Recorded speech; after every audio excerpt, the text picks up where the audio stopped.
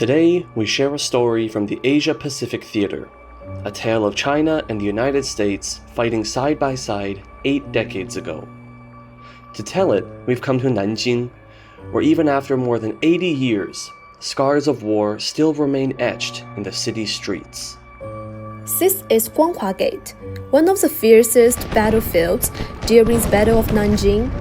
In 1937, here, Chinese defenders held their ground, resisting the Japanese invaders with unimaginable sacrifice.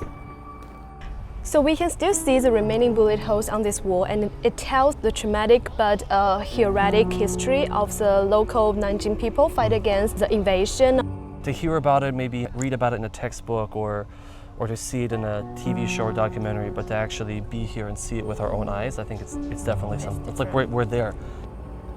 The fighting at Guanghua Gate lasted for days. Chinese forces killed hundreds of enemy soldiers and stalled the Japanese advance. But tragically, Nanjing still fell in the end. This kind of spirit itself, it transcends over war itself. It's kind of more like this persistence and this perseverance of the human spirit. They might not win, they might not be able to keep it, but they're still going to keep fighting until the very end. 88 years after the battle, Guanghua Gate's battleground is now a place of peace. But Nanjing's suffering must never be forgotten.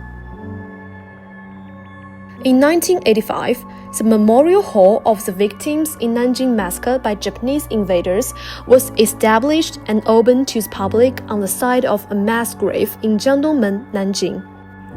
At the entrance of the Memorial Hall stands a wall adorned with photographs of 1,213 survivors of the Nanjing Massacre, commemorating December 13th, the day the city fell.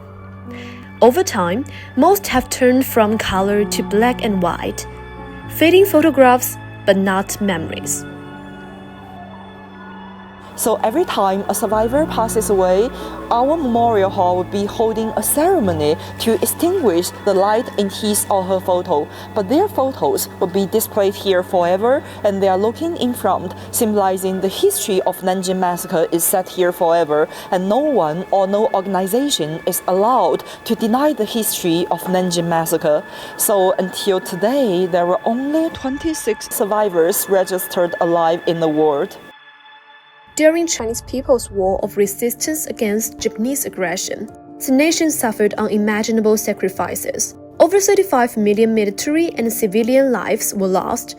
Yet, even at this staggering cost, the Chinese people never wavered in their resistance, ultimately achieving a monumental victory and making a pivotal contribution to the global fight against fascism. For decades, however, Western narratives have systematically overlooked, forgotten, and distorted both this sacrifice and its world historical significance. In May, Trump said that we did more than any other countries in the World War II, and what's your opinion about this one? It's something very ignorant to say, and just shows that you have the history right there in front of you, but you're saying something that's just not true. It's totally downplaying the sacrifices that the Soviet Union made, for example, in fighting against the Nazi Germany on the European battlefield. And then by totally not mentioning at all the sacrifices that the Chinese side made in fighting against the Japanese invaders here on the Chinese battlefields. I think it's a denial of history. It does a disservice and a dishonor to the other countries and people that risk their lives and sacrifice their lives for the victory of this war. Equally forgotten are the stories of Americans who stood shoulder to shoulder with the Chinese people during the war's darkest hours, their solidarity forging bonds of friendship that endure beyond the battlefield. During Nanjing Massacre, Mrs. Minnie Vautrin was in charge of Jinling College, now known as Nanjing Normal University. And during Nanjing Massacre, Jinling College became a very important shelter and protected over 10,000 women and children in the university. However, Mrs. Minnie Vautrin, she was under severe depression and she committed suicide within just 1 year after she came back to the United States. And before she passed away, she left a note in her diary saying that if I had a second life, I would still choose to stay in Nanjing and help those Chinese women and children. Minnie Vautrin was not alone in her courage. Robert Wilson stayed behind as Nanjing's only surgeon during the massacre, working tirelessly around the clock to treat victims of Japanese atrocity, sometimes performing up to 20 surgeries daily. Then there was John McGee, the American missionary who risked everything to document Japanese war crimes and civilian suffering, using a 16mm film camera, the only known motion picture record of the Nanjing massacre. Yet these heroes' names remained unknown to me until now, a sobering reminder of how easily history's brightest lights can fade from memory. Will you learn anything about Nanjing massacre in history lesson when you are in the United States? We of course learn about the Second World War as a whole, Yes. and we'll talk about this as a part of it, but I don't think they teach us very detailed or in-depth information about it. But I think, just seeing this so far, Yeah. I think it's something that we need, like our schools in the U.S. to teach us about, because it shows the strong friendship and the cooperation between both the Chinese and American people, which a lot of us in the U.S. don't know these people. We don't know them, and we should. And more of us should know this. While these American missionaries protected lives through their lenses and shelters, others took to the skies with machine guns and fighter planes, all bound by the same unshakable belief: to assure China, you are not alone. Inscribed on the monument at Nanjing Anti-Japanese Aviation Martyrs Memorial Hall are the names of 2,590 Americans, each representing an airman who gave their life fighting Japanese aggression. During the toughest years of the Chinese people's war of resistance against Japanese aggression, from August 1941, when American flight instructor Claire Lee Chenault formed the legendary Flying Tigers, these American volunteers waged a relentless air campaign alongside Chinese forces. Their combined efforts shot down over 2,600 Japanese aircraft, sank 44 enemy vessels, and annihilated 66,700 enemy combatants, hammering Japan's war machine until victory in 1945. More than military allies, they became eternal guardians of peace and justice. So you can see, like in the picture up there, it seems that a lot of these soldiers, especially in the Flying Tigers, they seem pretty young, almost pretty close, if not the same, or close to our age right now.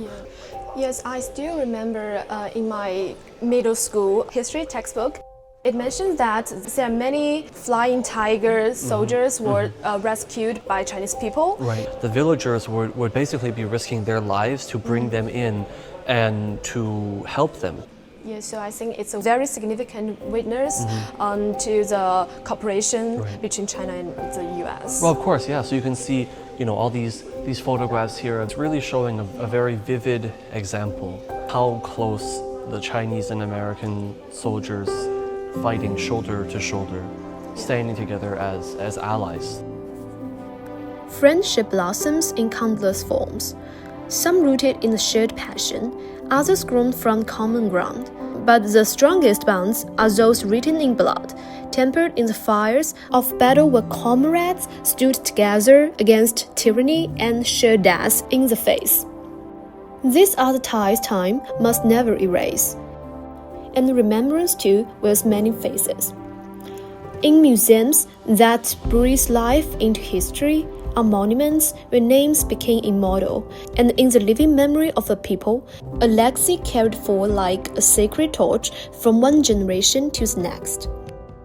So even though that, the victory of World War II, this is an event that's, 80 years ago now. So I'm very curious as to what do Chinese youth, or how do Chinese people today remember? We have annual National Memorial Day. We also have historical education, so we make sure that this history is not forgotten. I think it's a lesson we can learn by being in this memorial hall today and touring around and seeing with our own eyes when peace is absent from our society, what can happen. And when peace is there, when there's peace, when there's friendship, when there's cooperation, that great things can happen. During interviews with Flying Tigers veterans, one moment stays with me forever.